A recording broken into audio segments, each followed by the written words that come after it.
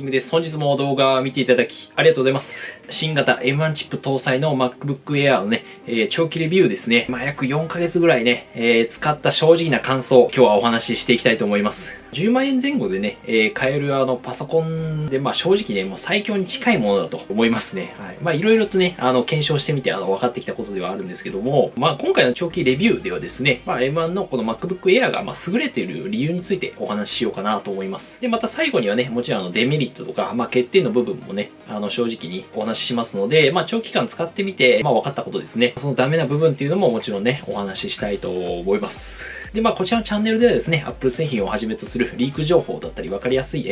解説ですね、賢い買い方だったり、ガジェットのレビュー動画っていうのをね、定期的にアップしてますので、ぜひね、チャンネル登録していただいてですね、最新情報を受け取っていただければと思います。で、またいつもね、ご覧になっている方のですね、まだ9% しか登録されてないのですね、毎回ね、動画見てるけど、まだ登録してない、実は登録してなかった方とかね、いらっしゃったりしたので、ために見る方もぜひね、登録してもらえればね、嬉しいです。はい。あと通知ベルも一番右のね、ベルをオンにすると最新情報届きやすくなりますので、まだ登録者の 8% ほどっていうことなので、動画のクオリティとかには自信を持ってね、時間かけて毎回作っておりますので、通知ベルをオンにして最新情報を受け取ってもらえればと思います。はい。あと Twitter も日々更新してますので、さらなる最新情報はね、こちらからフォローお願いいたします。概要欄からどうぞ。で、M1 のね、Mac がですね、昨年の11月に登場したわけなんですけども、その時にはね、MacBook Pro の方には、要するに熱を逃がすための冷却ファンがね、搭載ね、されているということでですね、AI よりもやっぱ Pro の方がね、やっぱ性能高いんじゃないか、上がるんじゃないか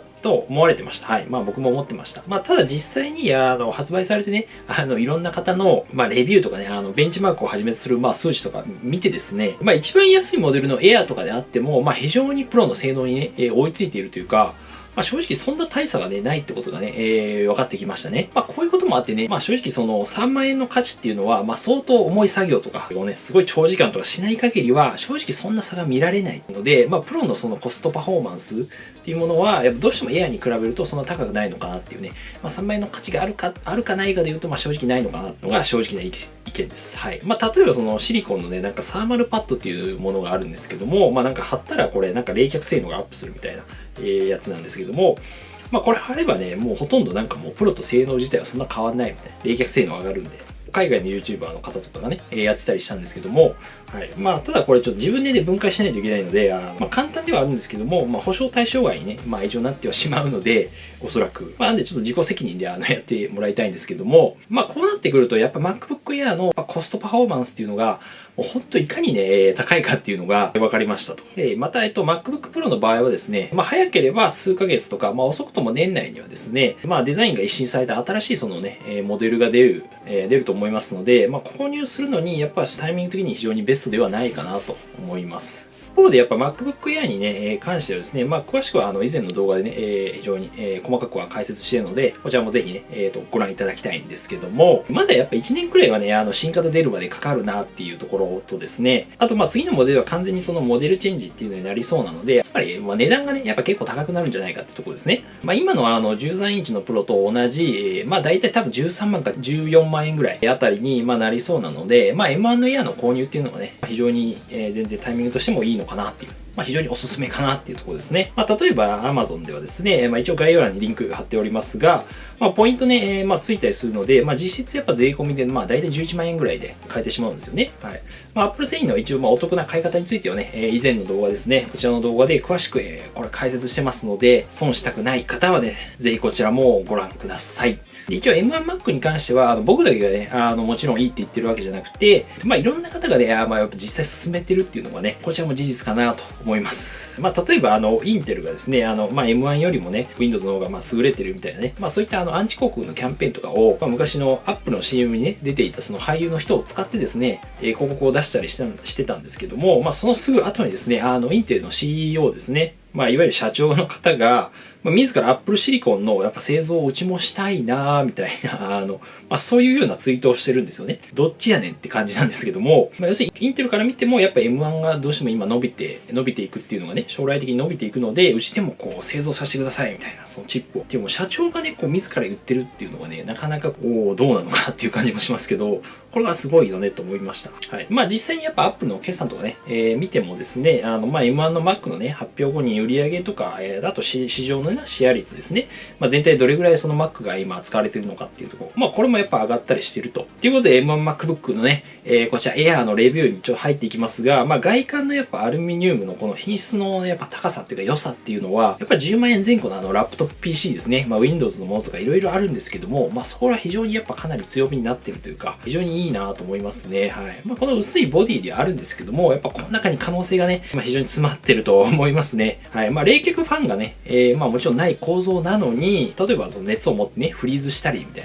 な、ことは僕4ヶ月ぐらい使ってますけど、一度もね、今のところないですね。なのでやっぱ発熱の問題も、やっぱ心配する必要はないのかなって思います。これやっぱり iPhone とかね、iPad でね、もう Apple は10年培ってきた技術がありますので、それを要するに Mac にね、今、これガンってね、やっぱこの M1 の MacBook にも非常に活かされてるっていうね、ところが大きいかと思いますね。またこの常時接続機能素晴らしくてですね、まさにその iPhone のようにスリープモードからですね、起動までがめちゃめちゃ早いんですよ。というかもう画面がずっと要するについてるような状態なので、画面要するにこう開いてつくまでの、イライラみたいなのが一切ないわけですね。これ非常にいいですね。はい。あと細かいところだと、この開くときにね、下にくぼみがあるんで、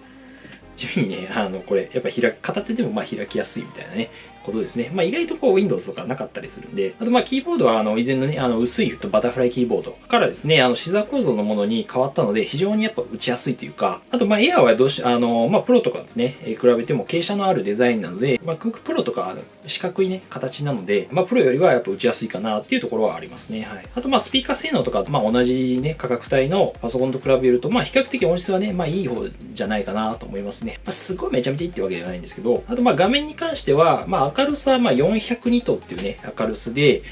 プロが対して500ニットっていうね、若干下がりはするんですけども、ただエアーも高色域の P3 っていうものにね、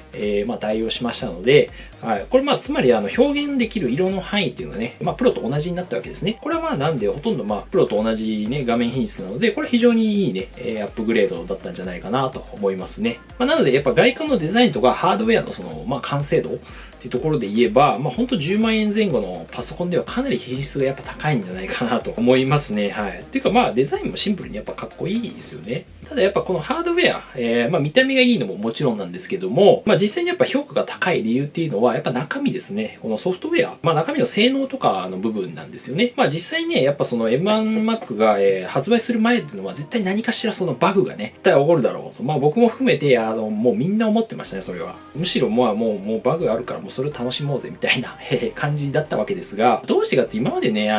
インテルの、要するに CPU だったものから、Apple Silicon ってものにね、切り替わるのね、これかなり大きなね、全然違うものに移行するんですよね。そういうのも、過去のことから考えると、絶対何かしら大きな問題が起こっていると。全然違うものに変わるからですね。実際のところは、想像以上にほとんどのアプリがね、すぐね、動いたっていうことで、正直大丈夫だったっていうことなんですよね。はい。それを可能にしたのが、一応ロゼッタっていうものですね。ロゼッタ2なんですけども、要するにこう、間に、このロゼッタがいることでですね、要するにインテルのチップで、基本今までのアプリとかソフトとか、インテルのね、チップで動くことを前提にして作られてますので、そのままだとM1 のね、M1 では動かないわけですよ。動かないんだけど、そのロゼッタが間に入ることで、動くようになると。はい。わかりやすく言えば、インテル語をM1 語に翻訳してくれるみたいな感じですね。ただそのやっぱロゼッタが入ると、あくまでやっぱ翻訳してる。これなんかエミュレートするとか言うんですけども、普通に動かすよりは、やっぱりどうしても遅くなるよねっていうのが、普通に考えてね、思われてたんですけども、そのロゼッタで、仮にそのエミュレートした状態でも、インテルよりも早いっていうことで、みたいな、みんなもう、ここはびっくりしたところであったんですけども、もちろんね、まだまだその全てのアプリが完璧に動くっていうわけではないんですけども、主要なアプリっていうのは基本的に、全部ね、僕が使ってる範囲で動きますね。はい。あとは徐々に対応していってはいるので、時間のやっぱ問題なのかなっていうところですね。そこら辺がどうしても最適化してくれれば、正直本当もう敵なしになっちゃうっていうね、感じですね。はい。ここからね、ちょっと使ってみたメリットとかをね、お話ししていきたいと思います。はい。その後ちょっとね、デメリットもね、全部、欠点とか含めてお話ししたいと思います。はい。で、まずはね、いい点、これね、コストパフォーマンスのやっぱ高さですね。さっきもお話ししましたけども、正直本当に特殊なアプリとか、使わない限りは、今 Mac 使いたいなと思ってる方はですね、これ本当非常にね、この M1MacBook Air おすすめだと思いますね。やっぱりこの10万円前後で購入できるパソコンなんですけども、それと性能がいい意味でね、全然合ってないんですよ。まあ同じぐらいの価格のね、パソコンとか、もちろんですね、Windows とかと比べても、やっぱ高いね、価格帯の Windows マシンとか比べても、この価格で性能がね、やっぱそれに、匹敵するというか、ものによってそれより高いっていうね、だったりするので、ただちょっとゲーム用とかになると、別にはなるんですけども、普通に、使う範囲の中では、コストパフォーマンスはね、正直この M1 の Air 最強だと思いますね。ずっとね、やっぱその MacBook っていうのは性能の割に、Windows と比べるとやっぱ高すぎるっていう風にね、Apple 製品ね、やっぱりそのブランド量が入ってるだろうみたいな。それずっと言われてましたし、僕も実際そう思ってましたね。結構 Mac 高いなみたいなものだったんですが、このやっぱ M1 になって初めてね、この立場が完全にひっくり返りつつあるとね、思いますね。というかもうちょっとひっくり返ってると思うんですけど、なんで今逆にその Windows PC が Mac よりもやっぱ高いなっていう風に、見られつつありますね。これ非常に面白い、展開かなっていうところで、会社でいう、昨日まで上司だった人がいきなりね、部下になるみたいな。で、こっちが上になるみたいな。そういう感じですね、本当に。そういう風な面白い展開なんですけども、これやっぱりM1 チップのおかげでですね、性能は非常に高いんだけども、要するに自社で開発してるんですね、このチップって。今までインテルのものを使ってたので、結構ライセンス料とか、お金取られてたんですけども、それでもかからないので、要するにコストがね、安いので、その分僕らに届く価格もやっぱ安くなるということですね。で、他の企業もね、もちろんこれに続こうとしてまして、M1 の成功を見て、例えばそのマイクロソフトとかもですね、サーフェス用に、自社で今、同じ ARM ベースで、開発をやっぱ続けているっていうことで、そのうち多分出てくると思うんですけども、で、さっきも言ったように、もうインテルもね、社長自ら製造させてくれっていう風に言ってるぐらいなので、これなかなかね、面白い展開だなと思いますね。で、続いてね、メリットとしては、このバッテリー持ちの良さですね。はい。これは本当にね、全然違います。今までのインテル搭載の、例えば MacBook とかだと、一日中そのバッテリー持つとかっていうね、正直稀なレベルだったんですよ。ただこの M1 に関しては、本当使い方によっては、多分2日間ぐらいね、普通に持ちますね。なのでイメージとしては、iPad とかに近いのかなっていう感じで、実際中身のチップもね、iPad と、ほぼ同じものが使われてるんですけども、なんでウェブサイトを見たりとか、ネットサーフィンとかその動画見たりするぐらいでは、正直バッテリー全然減らないです。あと待機時というか、そのスリープしてる時の、省電力性能っていうのが、これめちゃめちゃやっぱね、すごいなと思いました。僕一時 M1 をね、2台持ちになってて、もう1台ね、1週間か2週間ぐらい、放置してて、結局売ったんですけども、久々に起動してみたんですよ。そしたら全然ね、バッテリー減ってなくて、ちょっとびっくりしました。やっぱり iPhone とか、本当 iPad みたいなんですよね。なんでスリープからのやっぱその立ち上がりとかの速さとかも含めてすごいなと思いますね。なのでやっぱね、気軽に、例えば外で、電源なしで、そのカフェとかで作業が、できたりしますので、いろんなところでやっぱね、日々作業したいなとか、方はですね、これ非常にね、おすすめですね。もう僕なんてもう充電器ね、全然持ち歩いてないですからね。シンプルに重いし、っていうかもう必要ないんですよ。いらないもん。仮に持ち歩いたとしても、エアーだとね、例えばこのアンカーのね、薄い、名前忘れちゃったんですけど、薄いやつとかでも全然充電できたりするので、頑張れば iPhone 用のね、その 20W のやつとかで、全然ちっちゃいのでね、ちょっとワット数低いんで、充電遅かったりしますけども、そういったものでも全然できるので、やっぱスマホとかタブレット感覚でやっぱ使えるっていうのは非常にいいかなと思いますね。といったんで、Apple の M1 チップはね、非常にやっぱかなり素晴らしいもので、Apple もね、今、競合から見ても優位的に立ってると思うんですけども、ただもちろんね、完璧ではなくて欠点もありますので、こちらもね、ちょっとデメリットもお伝えしていきたいと思います。で、一つ目はやっぱ外部ディスプレイ接続っていうのが1台までっていうね、ところですね。一応 Apple の公式では、外部ディスプレイに接続する際は1台までっていうね、制限にはなってはおりますね。ただ例えば専用のUSB のドックですね、ドッキングステーションと言われるものを使えば、一応2台に例えばモニターつなげるっていうことは、可能ではあります。はい。例えばこの Wave Link さんっていうんですかね、もうドッキングステーションとかはなんか M1Mac で使えたみたいなので、はい。ただちょっと僕実際に使ったわけじゃないんで、どうなるかわかんないんですけど、あと最近登場して、なんかベルキンさんのこのドッキングステーションとかは、2台いけたりしますね。ちょうどなんかね、レビュー依頼が来たので、届き次第ね、レビューしたいとは思いますね。一応ベルキンさんはApple Store とかで普通に扱われたりするので、ここは結構確実なんじゃないかなと思いますね。ただちょっと 4K、1080p までの対応なので、そこら辺がちょっと気になるんですけども、あとこういったものを使うか、ドッキングステーションか、それか、多いのは、結構大きいディスプレイを、要するに2枚分ぐらいのこうウルトラワイドみたいな、でかいやつで、それ1台で担うみたいな。ところですかね。そういった方が、どっちかと多いですよね。はい。ただやっぱそれなりにね、ドッキングステーションとか、やっぱこういう大きいディスプレイ買うと、お金もかかったりするので、ちょっと1台しか接続できないのはやっぱデメリットなのかなと思いますね。はい。で、デメリット2つ目としては、やっぱ接続端子がやっぱ2つしかないっていうところですかね。左側に要するにサンダーボルトの、USB-C 端子が、2つのみっていう感じなので、充電の時とかやっぱこうなんか回してこないといけないので、それめんどくさいかなっていう感じで、こういう感じで外部のディスプレイと、充電にもう挿しちゃうともう2つ埋まっちゃうんですよね。ここはやっぱちょっと不便かなっていうところで、ただこのエアに関しては、ずっと左側に2つなので、プロから、どうしてもこう、両方にね、ついてた方が、変えると、ちょっと不便に感じるかな。ぐらいですかね。はい。やっぱゲームとかに関しては、まだまだやっぱ Windows が有利かなっていう、ところは、今のところなんですね。思いますね。ブートキャンプとかは、例えば、使えないので、例えばそのパラレルズとか、クロスオーバーとかいうね、ソフトを入れて、Windows を、Mac 上でその仮想的に動かすっていうね、感じにはなりますね。ただ快適ではね、正直ないんですけども、動くことは動きますね。はい。例えばフォートナイトとか、やったりしてみましたし、プレイは普通にできましたね。今ちょっとアップデートね、できないですけど、Apple 全員では。例えば、マングアスとかは、アプリを普通にダウンロードできたりするので、App Store の方で。M1 のこのいいとこやっぱ iPhone とか iPad のアプリも動かせたりするので、やっぱ自分がやりたいゲームのその対応次第なのかなっていう。